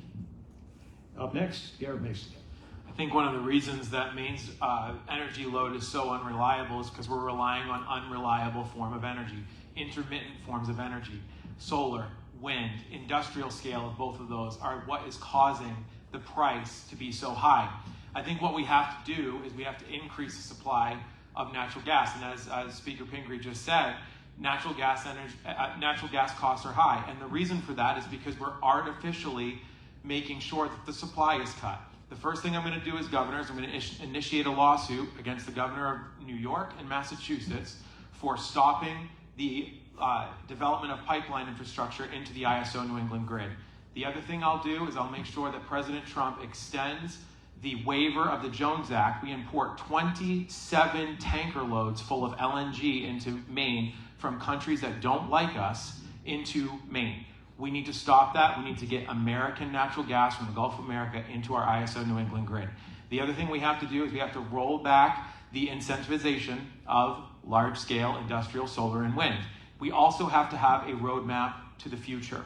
We have to start planning now for things like small modular nuclear reactors, maybe large-scale nuclear reactors. We also have to be planning for someday in the future, large tech companies to be able to produce their own energy and add to our supply. So I do think that you will see there's very different opinions on how energy should be procured in the state of Maine. And going forward, we have to have reliable and consistent energy. Thank you. Owen McCarthy. I mean, you've all heard the stories. I was talking to a lady in Island Falls, Maine, who's a senior citizen who has a farmhouse that used to be $200 or $300 a month for electricity, and now it's $700 a month. And like someone on fixed income, it's hard to imagine them to like cover that. If you look at our electricity market in the state of Maine, it's a $2.5 billion market. Right now, $250 million of that is actually solar subsidies for developers in a program that was an outlier compared to the rest of the country. As I think about, and in the winter, it doesn't work as well, we need to buy, yes, there is examples of fossil fuels being more expensive because we need to buy tank trucks of oil for Cousins Island or bring in LNG into Everett, Mass. So we need to solve that by finding base layer energy. And base layer energy either looks like buying more hydro from Canada, expanding the Algonquin pipeline, investing in small modular nuclear in the long run, which is a 5 to 10 year solution, so you won't see it there. And then we need to take these hidden fees that are on the generators and bring them back into the budget so there's transparency for all of you, that you know what fees you're getting charged and they're not taxes that are unknown to you, and bring them into the budget of the state, and we can debate them and bring them as low as possible. Thank you. Bobby Charles. So energy affects literally everything we do. Everything on your tables is affected by energy. These lights, everything is affected by energy. Municipal bills, schools, and prisons are affected by energy. We had a 36.3% increase in the cost of energy last year. I have a 25-point plan that the campaign had me reduce to 8 points, but you can see it online. I spent an hour yesterday with the president and vice president of CMP. I am absolutely deadly serious about getting energy costs down by 40%. There are a number of very specific ways you can do that. You get rid of net energy billing right off the top. No more subsidies for solar, no more subsidies for wind. Think about it for a minute. If you were going to choose the best possible way to have energy generated in the state of Maine, it certainly wouldn't be sun. We're going to complete the natural gas pipeline. We're going to uncap hydro. We're going to really retool the PUC. There's a 25-point plan, but at the end of the day, energy and cutting taxes are the only way that we get back to a normal pro-business state, which we once were and can be again. Ed Crockett. You know, unfortunately, much of what's driven on the energy side is coming from the federal government. Look what's happening with fossil fuels right now as a result of what's going on in Iran. I was driving through Gorham the other day, and a gallon of gas is now $7 here. And 3 weeks ago, it was half that. You know, we need to continue to invest in new energy. The existing options, they're not going away, but they are way too expensive. A couple of years ago, I invested in heat pumps. And I must say I was a little bit pleasantly surprised how much money I've saved in our home. That's some investments we should continue to grow. We need to have a better working relationship with CMP. CMP is not going anywhere. I mean, they're basically a monopoly. So we got to work with them more closely and better. And frankly, the legislature's antagonist approach with CMP over the last number of years is unhealthy, and it's not working. David Jones. Well, if you want solar and you want wind, do it on your own dime, not on the taxpayer's back. We have this billing item on our bill that we pay whether we wanted to or not. I am totally against solar and I'm totally against wind. It doesn't work here in the state of Maine. It's been proven time and time again. By the time these panels expire, the life of these panels is ridiculously short. They've made it better, but it still doesn't work. We have good fuel, we have fossil fuel, we have the ability to generate good power. We need to bring small modular nuclear devices into the state of Maine. Now, there are some hurdles. People say, well, we want the small modular nuclear reactors. Yeah, okay, great. The federal government, we can work with the president. I would work with the president of the United States and the federal government to make sure that those rules, and we did everything we could to shorten the timeline to get it involved. If we've had 4 or 5 modular nuclear reactors in the state of Maine, we would have, it'd be like lights on. People say they want AI. We can't afford, the power's not there to put AI here in the state of Maine. I like AI. I think it's a great thing. The Democrats are trying to put a block and stop it. I don't think it's a bad thing. Progress, but it's a problem with the state of Maine. People have stood in the way, Democrats in particular, of progress here in the state of Maine. We lost Dragon Concrete. Dragon Concrete had to close down because they couldn't get the natural gas that they needed. You know, the natural gas it's not the bad thing. When Paul LePage was governor, he did everything he could to get the pipeline through. And I think we have to work with the state of Massachusetts to get that pipeline through. It has to happen. But the bottom line is let's use what makes sense. Let's apply common sense to our energy. If we were all sitting in this room right now and the lights are off, we wouldn't be happy, would we? Thank you, David. Troy Jackson. Dragon couldn't stay up because of Canadian subsidies, just to be clear. The thing with the energy is that I definitely think that natural gas and all those things is still part of our energy market here. I mean, and I'm glad that somebody brought up Versant, being from Allagash, because that's our energy. But I want to make sure that we continue to push after wind, because Mercer County has some of the best wind in the entire United States, and it actually does compete with oil and natural gas. It's wind that blows at night, it's wind that blows during the winter, and we could actually be in this state selling wind power to Connecticut, Rhode Island, Massachusetts. And what I am concerned about is the PUC's put out a plan that they want those states to actually be a partner. I want to actually sell that power so we can lower our energy costs here in Maine, Maine could be a real player where we could be selling that power to those states and drive down our energy costs. And that's what people in this room have to be telling the PUC is we don't want to be a partner with these other states. We want to be the ones that's actually selling the power to those states so we do drive down our energy costs. And this is something that's going to be huge for the state, and we really need to come together and make that case that let's not be nice to the other states. Let's actually be a player and actually drive down our costs. Thank you, Troy. Ben Midgley. Yes, such a long subject for a minute and a half conversation. But I will tell you, it is not CMP. Don't buy that. CMP does not raise your electricity pricing. What has raised the electricity pricing right now is also not natural gas. Natural gas is half of what it cost in 2022. Your electricity prices can't be double what they are from there when natural gas is half of what it is. You have fluctuations, but that's not what's driving it either. The solar connections are also what is breaking down the grid. We have 50, 60, 70-year-old transformers, and when you have over 400 solar projects in the state, they send electricity back into the transformers. It comes in from the top rather than the bottom. It causes the transformers to work in reverse, and that's what breaks them down. Now, solar subsidies and wind, that's all fine, but it shouldn't be on the backs of ratepayers. You're paying about $200 million a year right now in subsidies for this, and you're paying almost 30 cents a kilowatt hour for this electricity because they're guaranteed profits. That doesn't have to be that way either.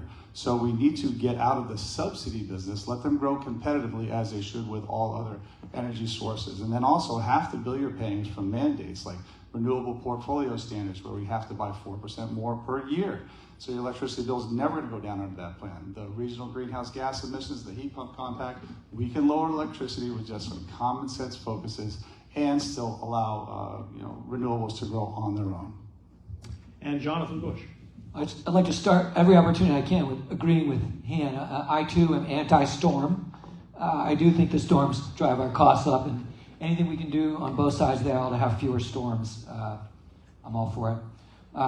But the idea that natural gas is expensive is ludicrous, and in fact, the primary driver of natural gas cost in Maine is Maine's unwillingness to allow the infrastructure to deliver the supply we need. So in the wintertime, we cap out our supply, and the price spikes because you have to send it to cover the heating duties, and therefore the electrical generation duties are starved out.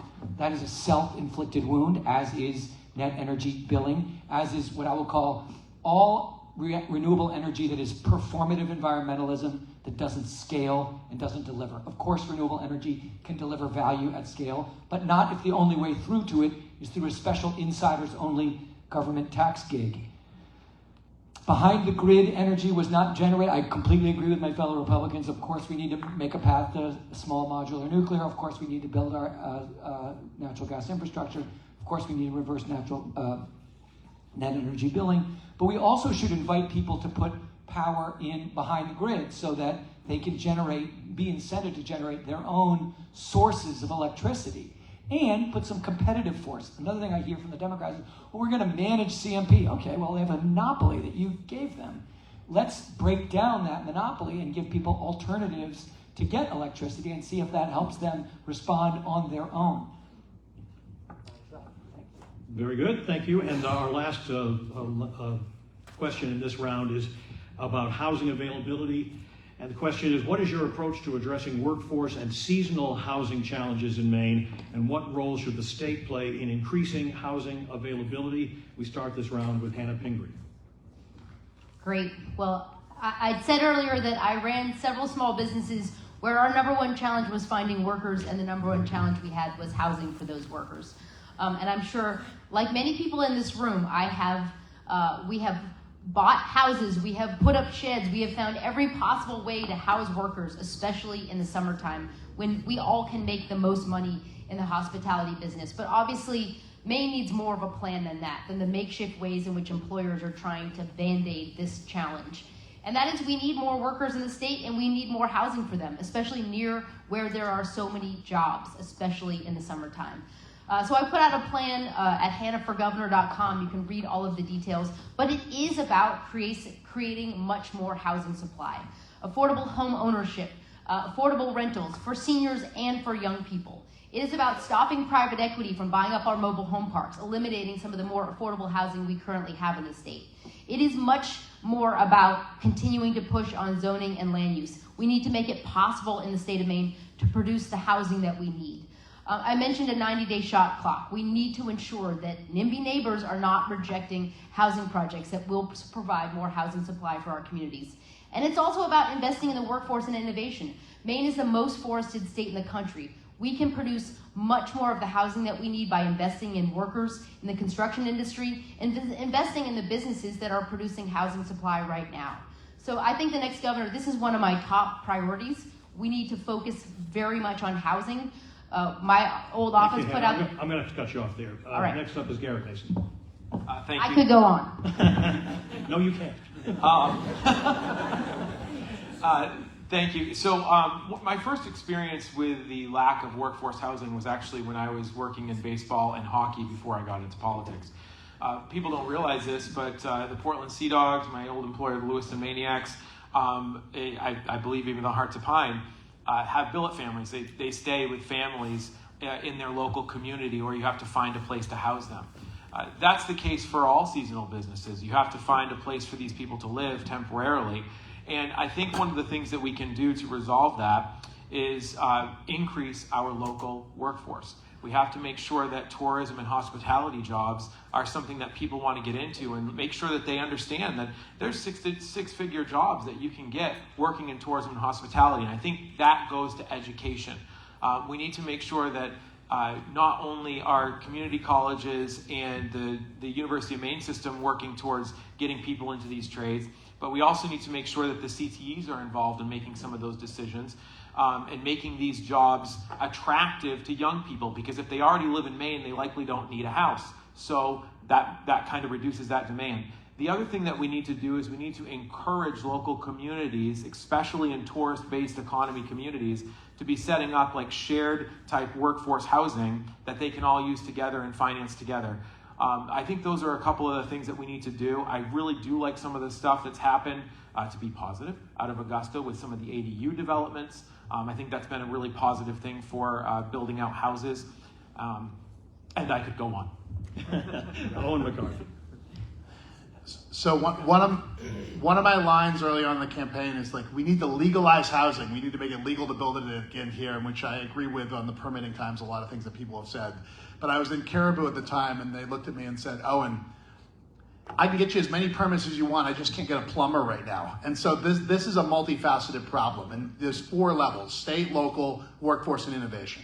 At the state level, we can make it easier. Things like right now, if you divide a lot by 3, you have to get the DEP and DOT involved. Let's make that number 9 and move it up. At the local level, I'm a big local control guy, so I don't want to tell you exactly what to do in your local areas. However, New Hampshire passed a law where they gave the option for third-party review if the developer wants to pay for it, which means that you can have timelines that are met by someone that's contracted to meet them. At the workforce level, our CTE program says there's a problem to solve. There's more demand than supply out there across there's more kids that want in than there's supply for them, and so we can solve that. And at the innovation level, there's rules that get in the way of things like custom modular or new types of building, and we're going to set up innovation zones in places in the communities that want them, that we can make it easier to build those so we can get those 42,000 units we need online ASAP. Bobby Charles. So I think if you simplify this for a moment, 3 words: mandates, taxes, and at the end of the day, trades. We don't need more public housing. The Democrats pass more public housing and try to think that's the remedy. We are going to need 83,000 new units in about 6 years or 7 years. We can't do that with public housing. What we need to do is roll back the 300 or 400 mandates that are placed on municipal entities, both counties and towns, so that property taxes come down, so that people who are young can afford to buy a house and people who are older can afford to stay in their homes. We also need to lower taxes generally, because that will have the exact effect we want in terms of home building. We obviously need to make certifications and permitting easier. One of the ways you do that as a governor is to leverage the power of the governor over the municipal budgets to get them, incentivize them to do the building. And the last thing, I graduated from Marana Cook High School. Almost every junior high school and high school in the state had trades. Everything from welding to electricity to cars, and We need to get trades back in the schools. It took me 3.5 years recently to build a garage just to find labor to work with me. We need to get trades back in the schools. Once we're pro-business, housing will actually be part of the solution and part of the outcome. Ed Crockett. Yeah, thank you, Pat. I think, the housing availability is much bigger than just the tourism and hospitality industry. However, housing availability and workforce shortages are connected at the hip. Being a lifelong Portlander, young people in this industry cannot afford to live where they work. If you want to rent in Portland, you're talking well into 4 figures for a month. And, especially if it's an entry-level hospitality job, I don't know where they're going to find housing. So obviously, big picture, we need as much housing as we can get. And the more affordable, definitely the better. This industry relies on seasonal workers a great deal. In coastal regions, they can't afford the rent. In rural areas, it's even worse since it's hard to find any housing. So we've got to address those issues. I think first-time home buyer relief would go a long way to help this issue as well as more friendly zoning and less regulations to help people get into a safe environment. David Jones. Well, this is definitely my wheelhouse. I've been in the construction and real estate business for my entire life. I started when I was 17 years old. I built tens of thousands of units. One project many people in this room will know I built was 2,133 units was the Disney Caribbean Beach Resort. So I know about building and I know about affordability. The problem we have here in the state of Maine is government. They're in the way.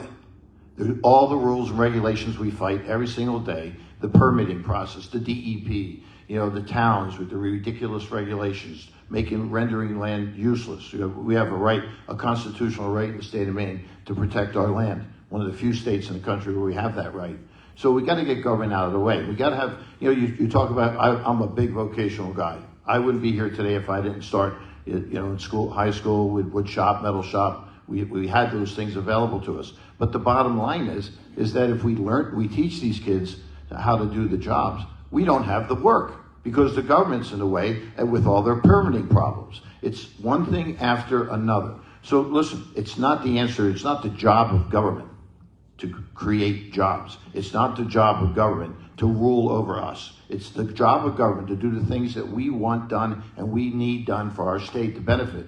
The biggest export we have in our state is our brain trust. Our kids are leaving. Yeah, you can teach them vocational schools, vocational training, but guess what? As soon as they can, they're going to leave to go to another state where there's bountiful jobs. And Troy Jackson. I think one thing that's missing in state government is we don't have anything that rises to housing level. We don't have a Department of Housing. We don't have a place for developers to know what they can get from state government, any help. And I propose that we have something like that so people can come in, renters, developers. I do think that it's too hard for developers to operate right now, and we need to lessen the burden on them. I also think that what the university is doing with 3D printed homes is something that's very important. I mean, these are really nice homes that you can stack, so urban areas, you can go up with them. And they're, can be quickly done. Within 24 hours, you can build one of these. You can deliver them on site. It's not for everyone, but it's a piece of it. I think modular homes is something that we used to do a lot of in Maine, and we quit doing. I think we got to get back to that, and regulations for stick-built houses, obviously. But I also think we can do incentives for renters. We can do incentives for homeowners to help people across the state, and that's something I feel very strongly about. The other thing, though, I mean, we've worked with, the chamber, Quincy over there, to help, do more childcare. I think that puts money in people's pockets to help young people get into homes. There's a lot of things that state government can do to help young people stay in Maine. One thing, obviously, would be to raise, the rates that they're getting paid so that they can afford. But we have to bring down homeowners' costs. We have to put more money in their pockets. And all these things will bring people back. And the trades is one of them. I would say that the building trades is one way that we can start training more people to Thank you, Troy. projects? Ben Mitchell. Okay, a little tongue-in-cheek, but you don't really need workforce housing if you don't have any jobs forecasted to grow through 2029. And at the end of the day, it's not really chicken and the egg. You have to support businesses before you need additional housing. And, just a little bit of a joke there. But Maine is only building at half the national average. That's a fact. And the only way to lower prices is by volume, right? And the average family, I believe, has to have an income of about $120,000 right now to afford a home. So you have to get more volume to bring it down. One of the primary issues is, of course, permitting. I would certainly institute an executive order day one to have a 60-day permit rule with the DEP. If you don't have your permit at that point in time, you're going to get it. Talk to developers, and I've talked to the largest developers in the state that expect something after 6 months. It takes 18 months. You can't have that. Geez, that was quick. Okay. So you've got to run that through the DEP, the LUPC as well. You've got to streamline zoning and land use codes. You've got to have a multi-tiered approach to housing, all the way from single families to prefabricated to unused buildings. You got to go through the Maine Uniform Building Code with builder feedback because that's creating a lot of obstacles. Low-income housing penalties do hurt. If you have more development, then you will have builders building homes in the lower price points. So you don't need to penalize people who don't build those homes. And then you do, of course, need some support federally from interest rates. As interest rates goes down, people are going to buy more, but you need that volume to make sure there's something for them to buy. Thank you, Ben. Jonathan Bush. Yeah, I think this is a really important sort of stark contrast between the parties and the need to switch. I actually wrote my senior thesis in college on the ghettoizing effect of the Lyndon Johnson public housing initiative inside of the Great Societies program and the creation of multi-generational poverty that was inflicted on our country, particularly African Americans that had gone from fields to factories, is very clear and devastating. And here in Maine, we've decided we're going to try it again. And everybody's talking about how many government housing projects they're going to build. These are things that cost 50% more per unit, take longer, and create a benefit trap for people, which prevents them from following work when their opportunities move around. Workforce is not a cut of, it sounds to me like we talk about workforce like it's a cut of meat. These are people that want to have the American dream, that want to own, that want to move around and be more powerful at the end of a year than they were before. And we are all competing to how to better disempower them, it sounds like, on the other side of the aisle. I don't want a government that becomes kind of Karen, institutional Karen to everybody, how they live, where they live. The solution, as I've heard others say, is to legalize the building of housing in Maine. My ad says eliminate duplication and waste. The duplication part, most of the data comes from trying to get permits and infrastructure to build housing in Maine. It's a huge opportunity, particularly around the construction of multifamily housing, which maybe people think of as associated with people in a workforce type. Thank you, Jonathan. Let's hear from Nirav Shah. Great. Not long ago, I had the privilege of attending a conference that our friends at Merida were hosting.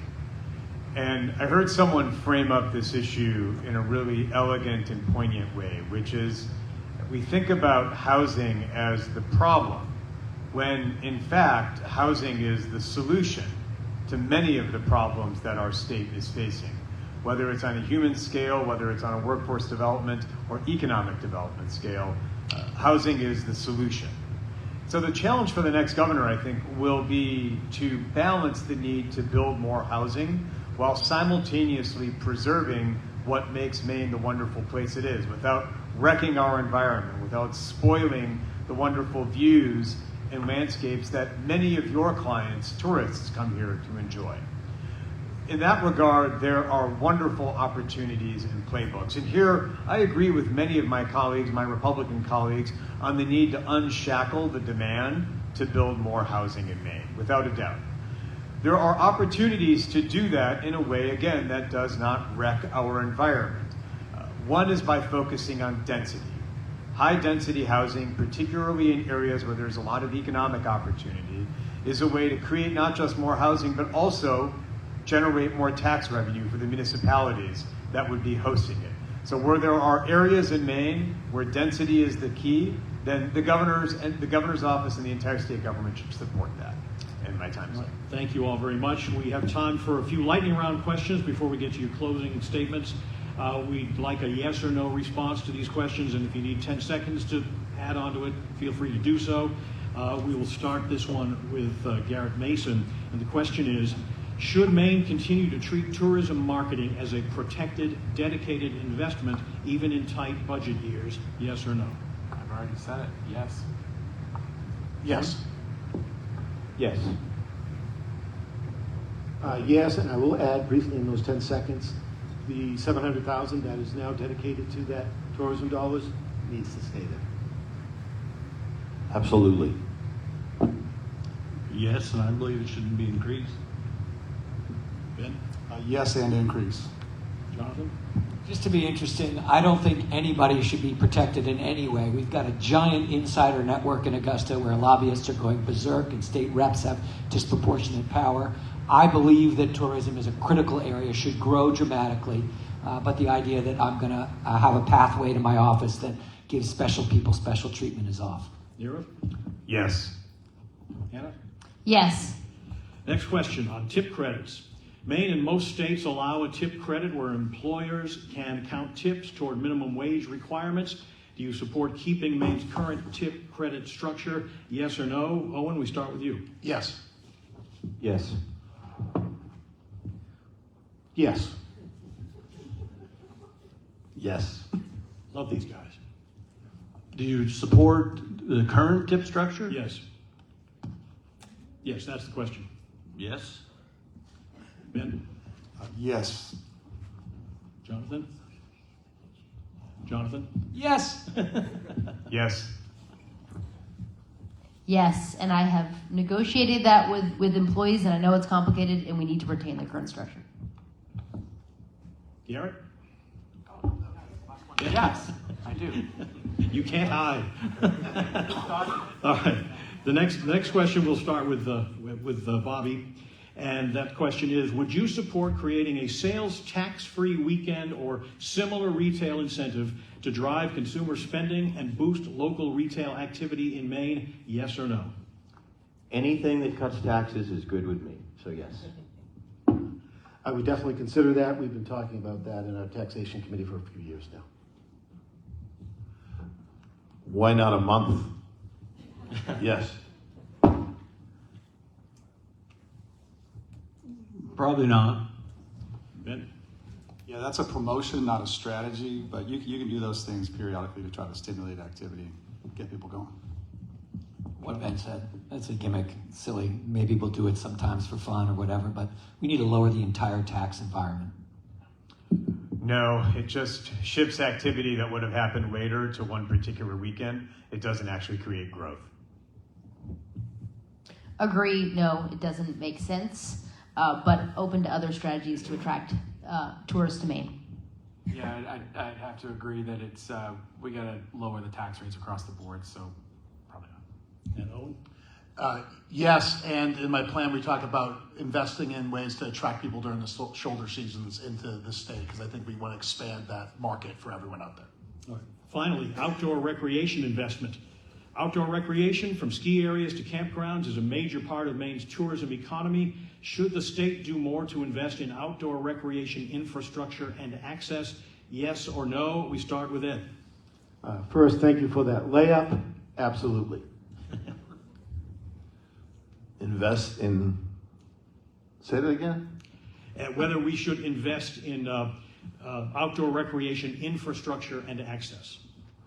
Well, it depends on what the investment is. You know, I'm about private enterprise and not government, so I think if it's a good business, people are going to buy into it, and they should be able to afford it on their own.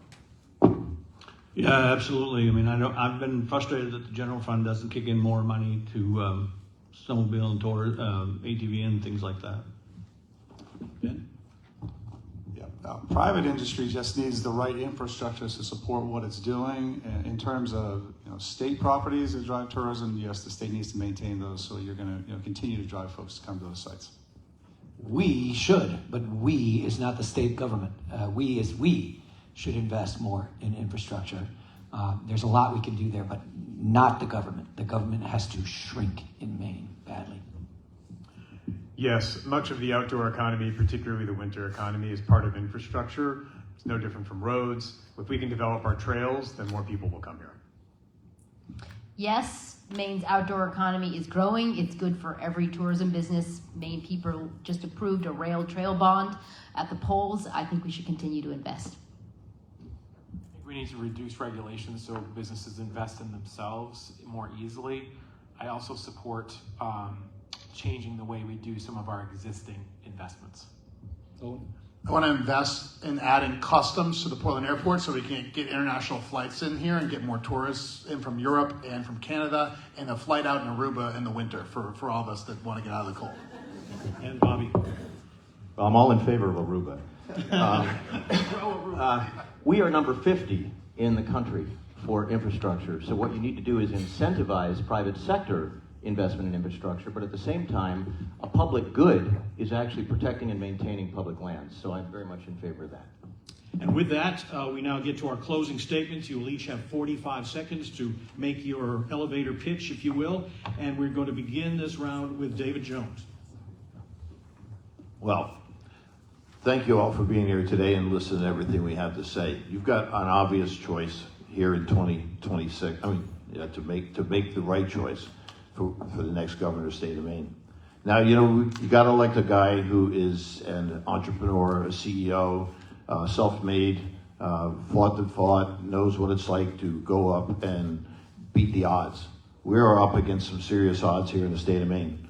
We have been pushed down like never before.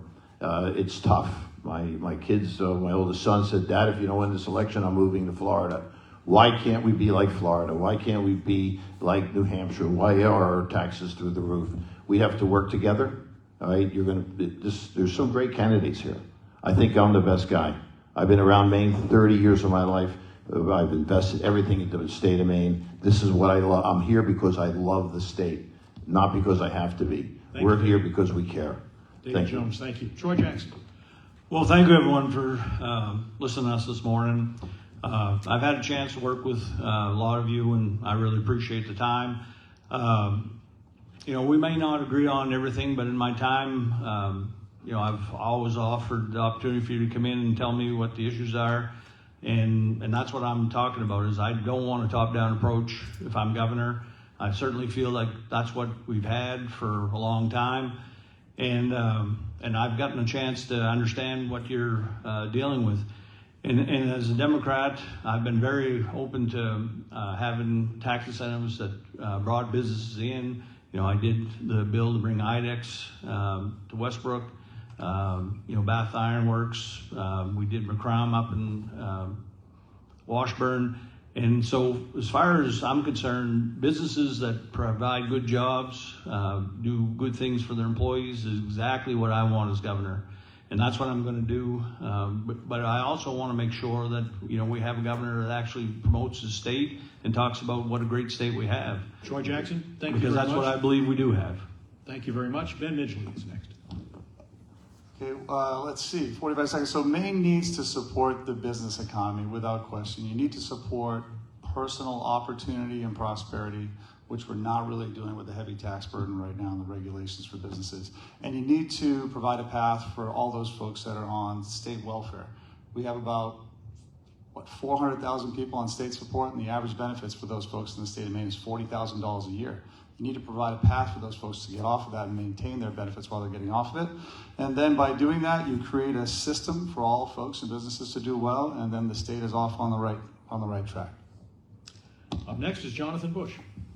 There's a pretty clear distinction here. There's about half the people up here who believe that the state should continue to expand its role in our lives and that will help people. And there's a group of people who believe that the state should reduce its role in our lives and that will help people. Good news that it's Maine, so we all want to help people. New Hampshire is got about 10% of its GDP in government. We have 18, so you can imagine I'm on the side of maybe a little less. The other question you may want to ask is who can do it?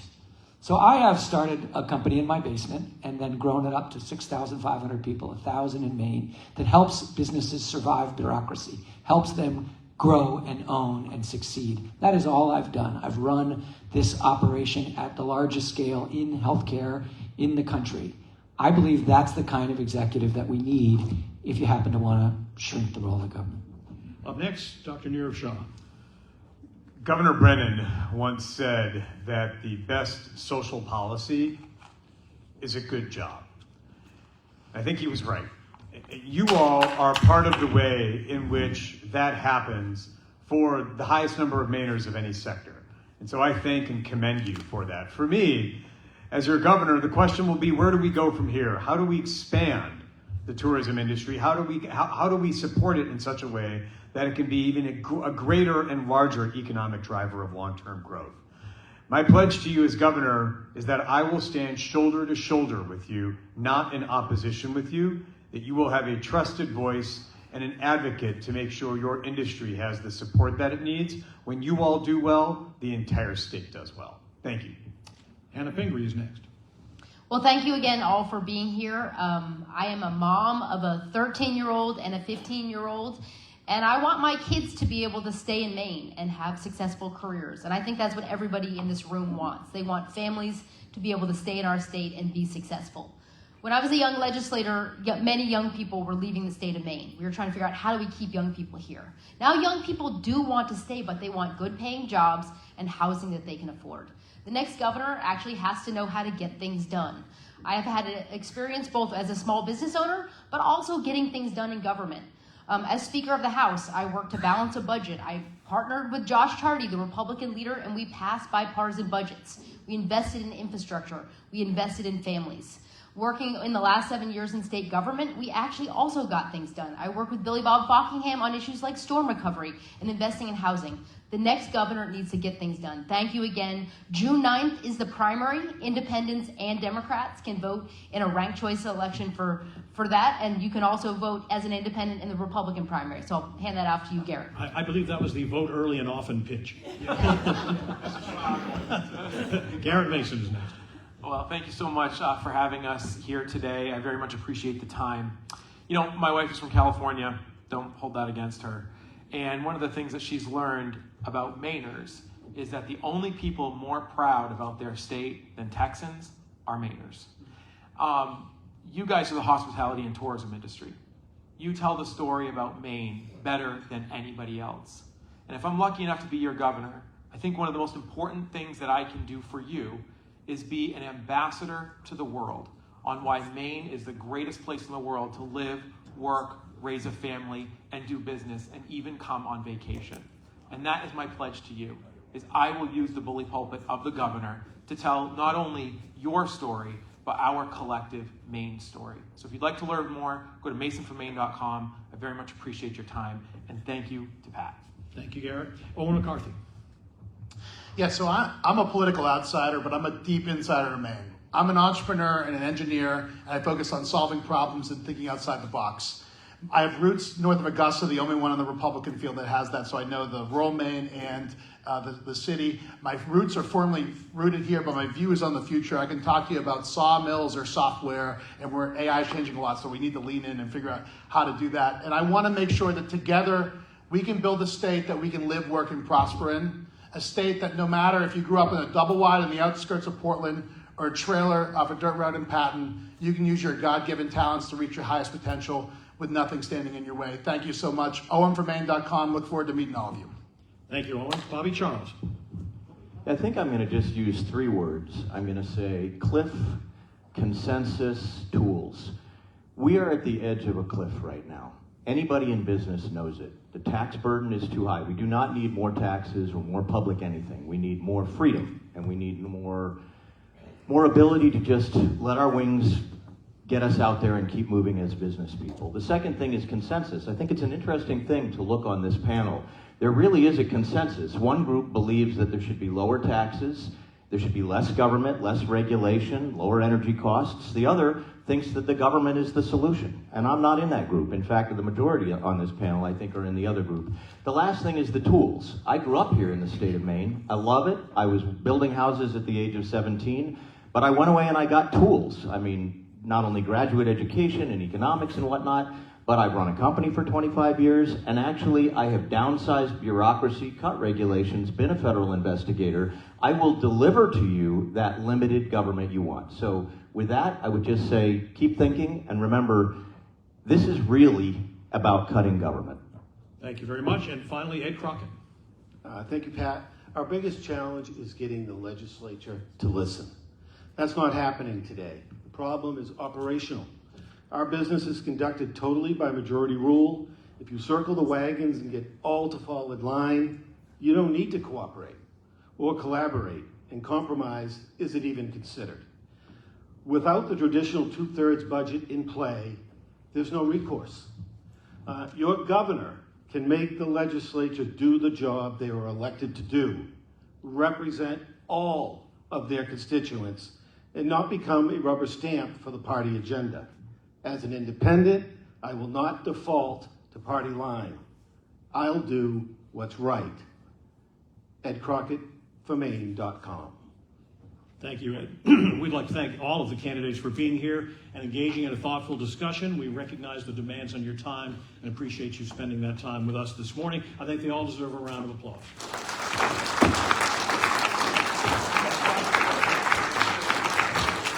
Our thanks as well to the Maine Tourism and Hospitality Alliance for organizing today's event, and to all of you who attended. We hope you found it valuable. I'm going to hand this back over to Tony Cameron to wrap things up. Thanks so much.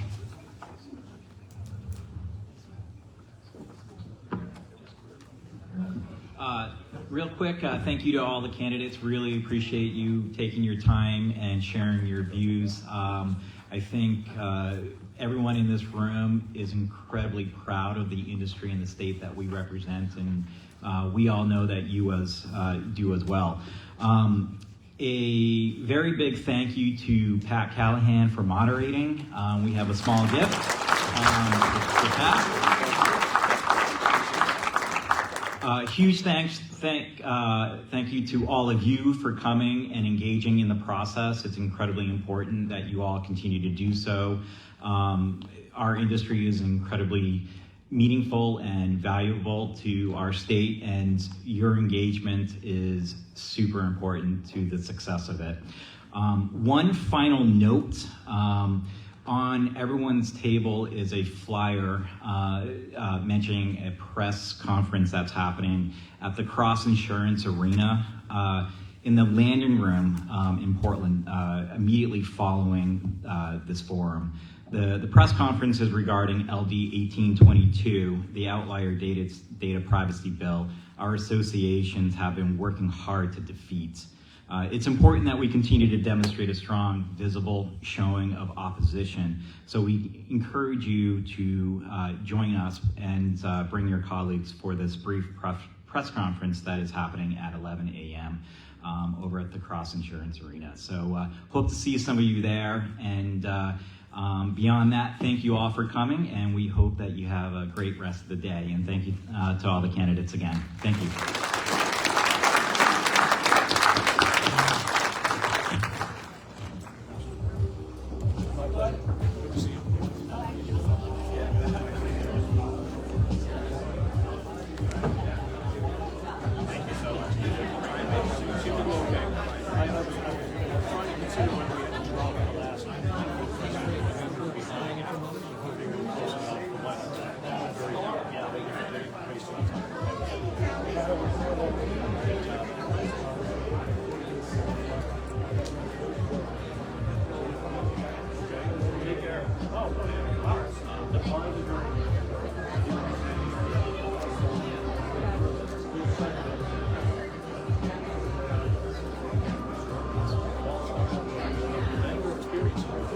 This should be hot mics. No, I have a mic on. So. Oh no, I'm not recording. It's on. Yeah. Okay. I was